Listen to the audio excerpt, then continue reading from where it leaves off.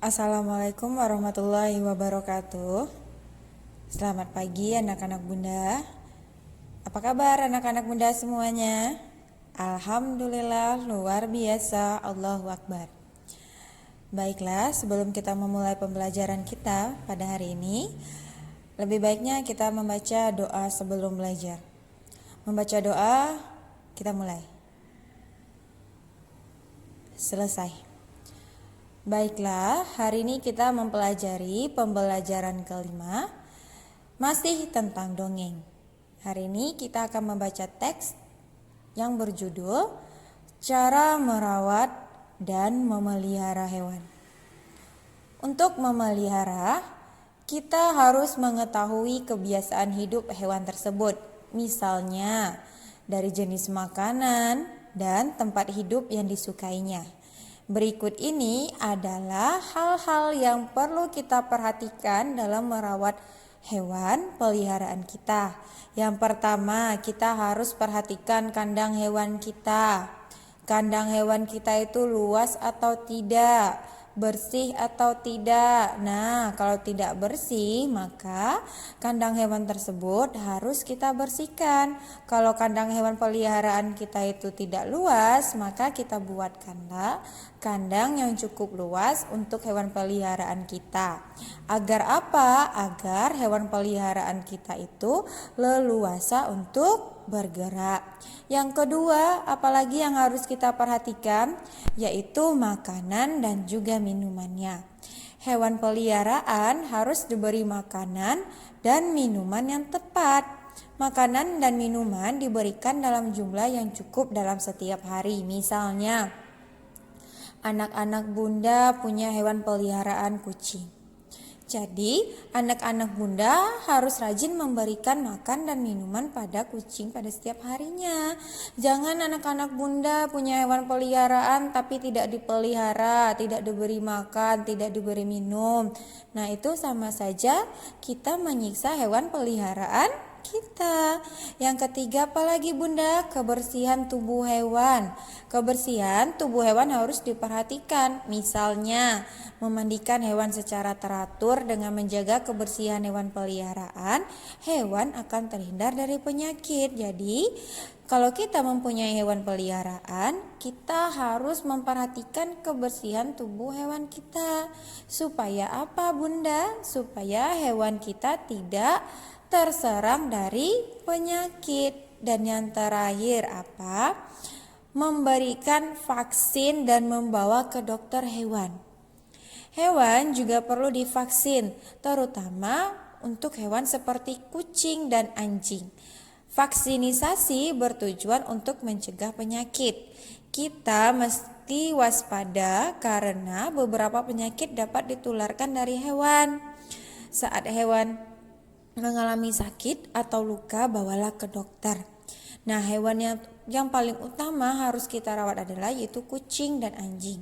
Apabila kucing dan anjing mengalami luka atau sakit, segeralah kita bawa ke dokter.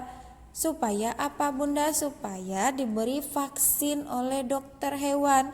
Supaya apa lagi bunda? Supaya hewan kita tidak menularkan penyakit kepada kita. Nah, bunda sudah membacakan teks dongeng yang berjudul Cara Merawat dan Memelihara Hewan. Nah, anak-anak bunda silahkan diulang lagi untuk membacanya supaya anak-anak bunda lebih paham lagi bagaimana cara merawat dan memelihara hewan peliharaan.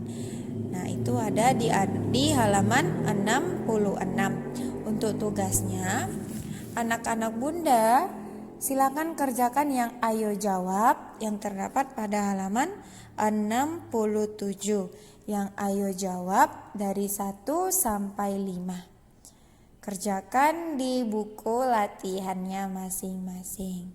Kerjakan dengan jujur ya nak. Assalamualaikum warahmatullahi wabarakatuh.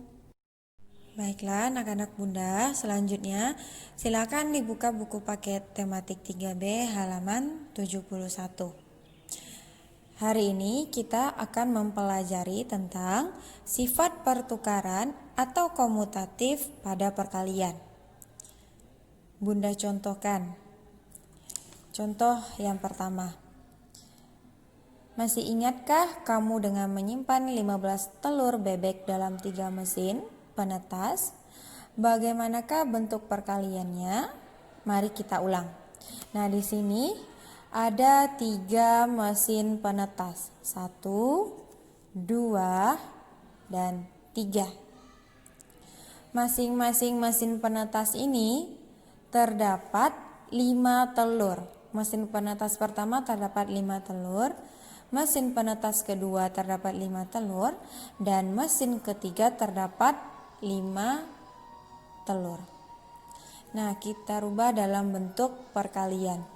Jadi 3 dikali 5 sama dengan 15. Mengapa 3 dikali 5, Bunda? 3-nya terdapat dari 3 mesin penetas. 5-nya dari mana, Bunda? 5-nya dari masing-masing mesin penetas terdapat 5 butir telur. Sampai di sini paham? Oke, yang kedua, bagaimana bila 15 telur bebek disimpan dalam 5 mesin penetas? Bagaimana bentuk perkaliannya? Nah, kita lihat di sini ada 5 mesin penetas. 1, 2, 3, 4, 5. Dalam masing-masing mesin penetas terdapat 3 telur. Mesin penetas pertama terdapat 3 telur, mesin penetas kedua terdapat 3 telur, yang ketiga terdapat 3 telur, yang keempat terdapat 3 telur, dan mesin kelima terdapat 3 telur. Bagaimana bentuk perkaliannya, Bunda? Bentuk perkaliannya 5 dikali 3 sama dengan 15. 5-nya dari mana, Bunda? Dari 5 mesin penetas. 3-nya dari mana, Bunda? 3-nya masing-masing mesin penetas terdapat 3 butir telur. Nah, 5 dikali 3 sama dengan 15. Nah, jadi sifat komutatif itu walaupun tempatnya berbeda, hasilnya tetap sama. Di atas 3 dikali 5 sama dengan 15. Yang di bawah 5 dikali 3 sama dengan 15. Walaupun berbeda tempat, hasilnya tetap sama. Nah, Bunda berikan satu contoh yang terakhir. Contoh yang pertama.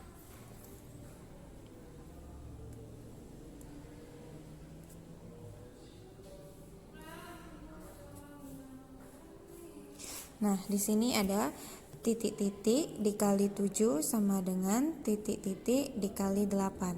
Bagaimana cara penyelesaiannya, Bunda? Nah,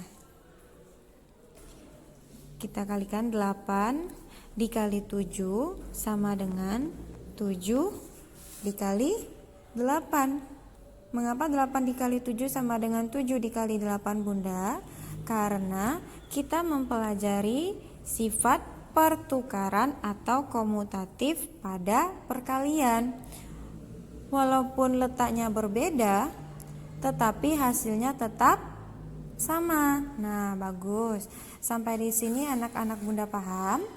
Kalau anak-anak Bunda paham, silakan dikerjakan latihan yang Ayo Berlatih halaman 71 dari nomor 1 sampai nomor 10. Kerjakan dengan jujur, kerjakan sendiri, dan selamat mengerjakan anak-anak Bunda. Bunda akhiri, assalamualaikum warahmatullahi wabarakatuh.